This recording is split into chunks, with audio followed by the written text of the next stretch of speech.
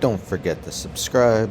Appreciate all of your support. Enjoy the video. Happy Thanksgiving, everyone. Teacher Talking Sports here. And we are continuing our MLB Mount Rushmore series. This will be the 14th of 32 teams, doing them daily, going in alphabetical order.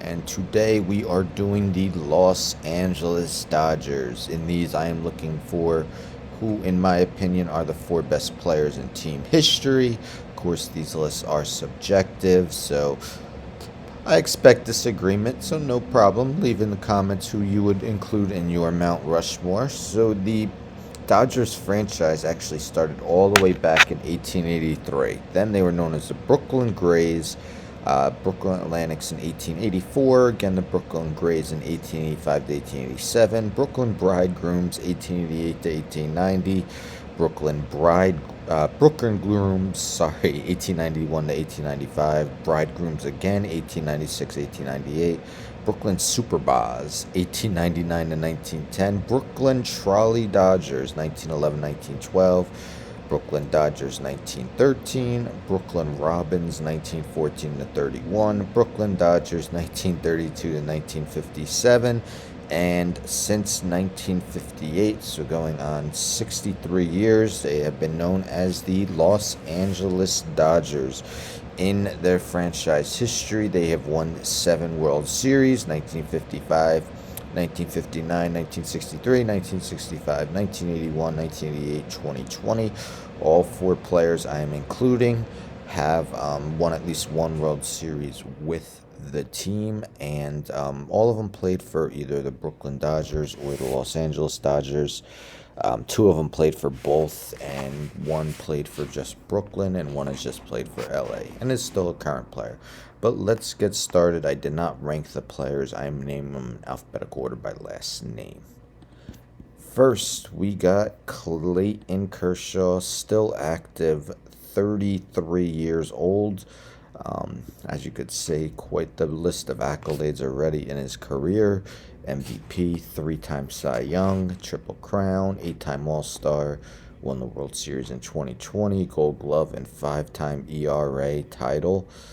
He is a free agent, so it remains to be seen if he will remain with the only team he's called home.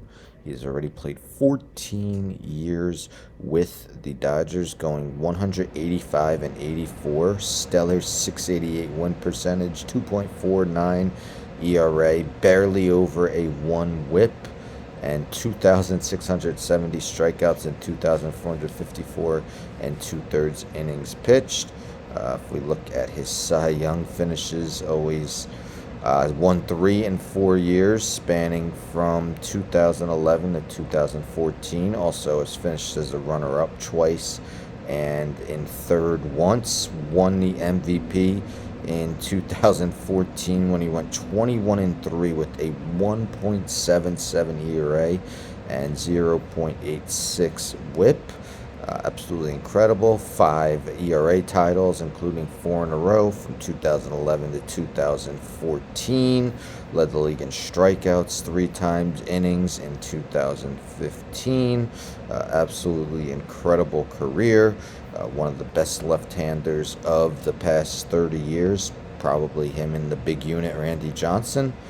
Clayton Kershaw, well-deserved, and the first name included on the Mount Rushmore. Next, we got another starting pitcher, another lefty, Sandy Koufax. Sandy Koufax was inducted into the Hall of Fame in 1972.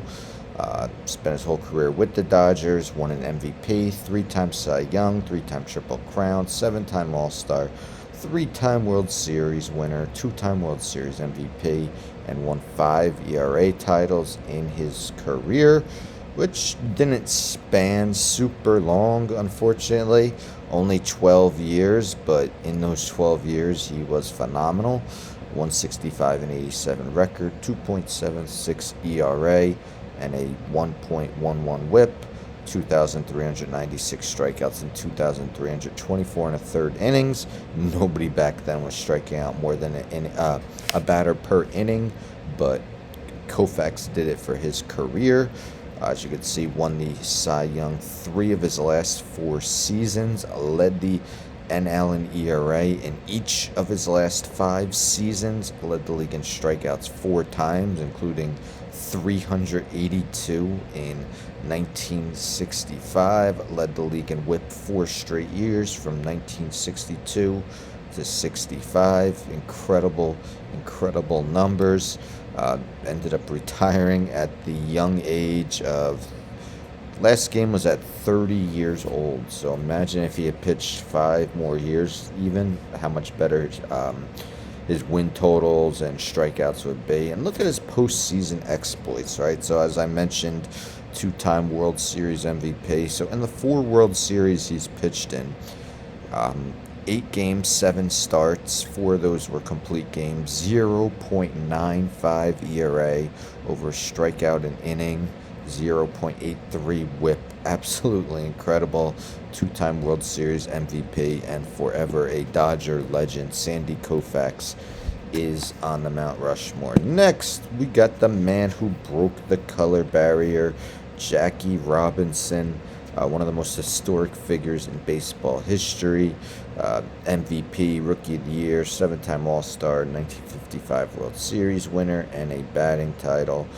I think, the fact that how historic he is for breaking the color barrier sometimes underscores how awesome a player he was, because he was great.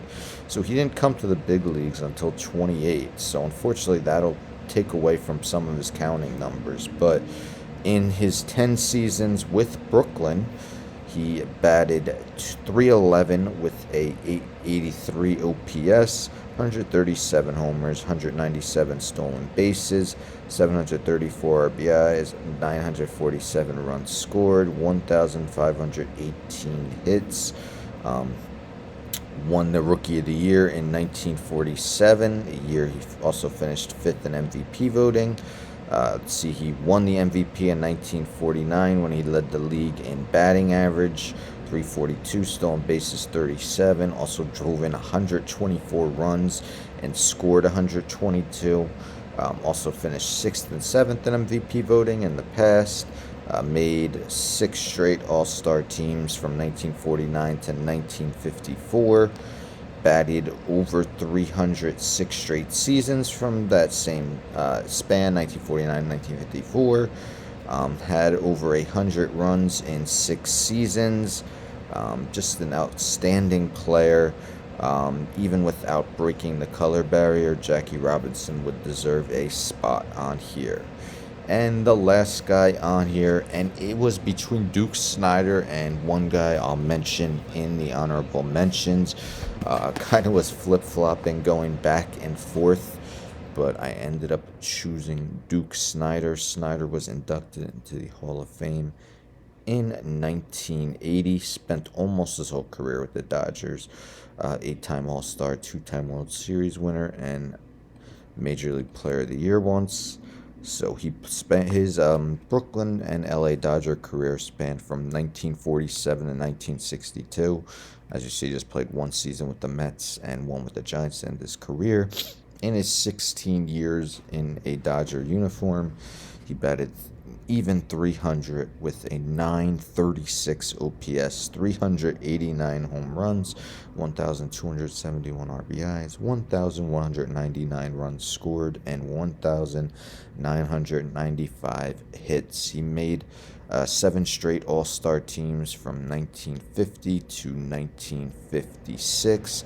Led the league in runs 3 times, hits once, homers once, RBIs once, walks once, on base percentage once, slugging twice, OPS twice.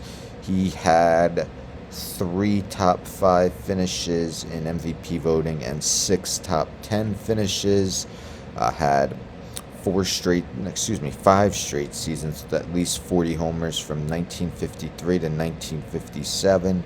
6 times drove in at least 100 runs. 6 times scored 100 runs. What a great slugger in his time with Brooklyn/LA. And Duke Snider, 2-time World Series winner.